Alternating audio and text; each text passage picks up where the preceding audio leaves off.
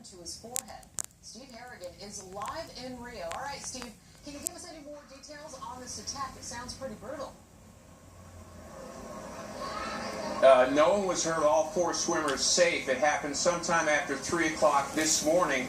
The four swimmers, including the six-time gold medalist Brian Lochte, were leaving a party at the French Hospitality House. They were heading back to the Olympic Village when their taxi was stopped by what they assumed were gunmen posing as police officers. Lochte refused to get down on the ground as ordered until one of the gunmen held a cocked pistol to his forehead and ordered him to do so. Lochte put his hands up and said, whatever. Their wallets and money were taken, but all four swimmers safe and unhurt. Laura. All right, so this attack, it must have an effect on athletes' activities in Rio. What's happening moving forward? Already there were real concerns about security in these games, and this high-profile attack has simply made things worse. Already we're seeing some moves by the Australian delegation. They've banned their swimmers from even being on the beach after 6 p.m., so we could see other countries follow suit. Already in the games, athletes or officials from 8 different countries have been robbed here. Laura, back to you. All right, Steve Harrigan for us live in Rio tonight. Thank you, Steve. And we have a Fox News weather alert for you now. Flooding knocks out cell phone service in parts of Louisiana, making it very difficult for rescuers to communicate with people who need help and each other. The outage further complicating efforts to cope with record flooding, which is already blamed for at least 4 deaths. More than 7,000 have been rescued. 7,000. Others forced to try to find their own way out of flooded neighborhoods.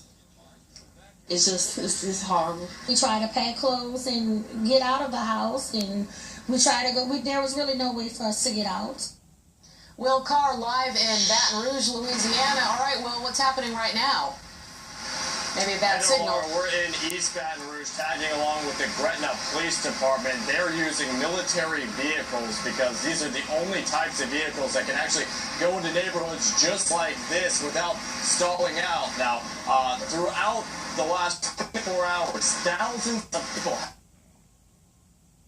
vehicles like this, by helicopters, also by boats, that have had to be a time ago, we got the video of an entire family that thought that they could act. I'm heartbroken. I'm heartbroken. It's my home. This is where I grew up. My grandmother and my grandfather and my aunt lived in that house. You know it can happen anywhere, but you never think it's going to happen in your neighborhood. I know everyone says that, but it's happening. It's happening, and we're trying to get out, protect our lives. You know, home, we hate to lose it, but it can be replaced. All right, as you can see, we had a bad signal problem there with Will Carr. He's on the move, showing us those dramatic flooding pictures. We'll get back to Will Carr as we can in the show.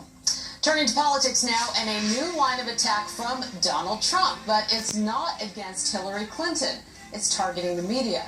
He launched into a new rant on Twitter, writing this: I am not only fighting crooked Hillary, I am fighting the dishonest and corrupt media and her government protection process. People get it, and if the disgusting and corrupt media covered me honestly and didn't put false meaning into the words I say, I would be beating Hillary by 20%.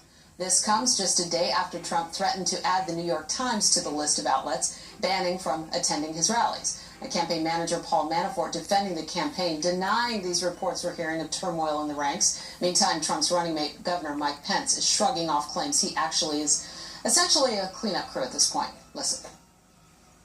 You do have to clean up. You do have to explain some of the things he said. Look, we have different styles, but as I told that little boy, we have exactly the same convictions. We both believe we can make America great again if we'll return to those time-honored principles of standing tall on the world stage, rebuilding our military, unleashing the full potential of the American economy, and letting the American people stand tall again.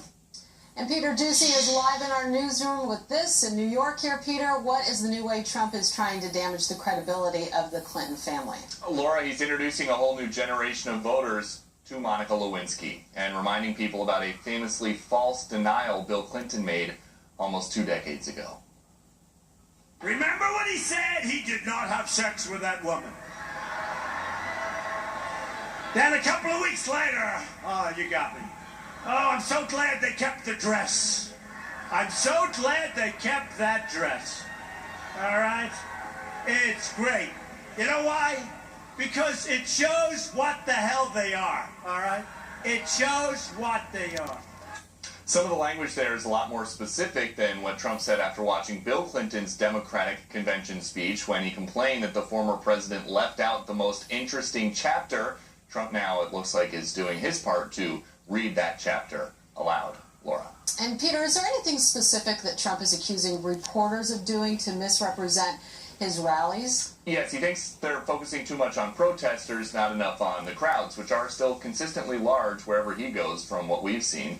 Trump wrote this afternoon on Twitter, quote, "My rallies are not covered properly by the media. They never discuss the real message and never show crowd size or enthusiasm." And now, one of Trump's most reliable surrogates, Senator Jeff Sessions, says those stories about Trump being stressed out behind closed doors are somewhat true, but not for the reasons laid out in the New York Times article Trump is calling fiction. He had a lot of fun in the primaries. He was really charging away, and he enjoyed that. But it is a different thing to run a presidential election. You're dealing even with a different constituency. And so he's got to wrestle in his own heart. How does he communicate who he is, what he believes, the change he thinks he can bring to America, why what he's doing is fulfilling the desires of the American people? Tomorrow, Trump goes to Ohio for a speech about what he would do to combat Islamic terrorism. So last Monday, we got an economic policy outline. This Monday, it's a foreign policy outline and another chance for Trump to try to change the subject. Laura. All right, Peter Ducey in our newsroom, thank you so much.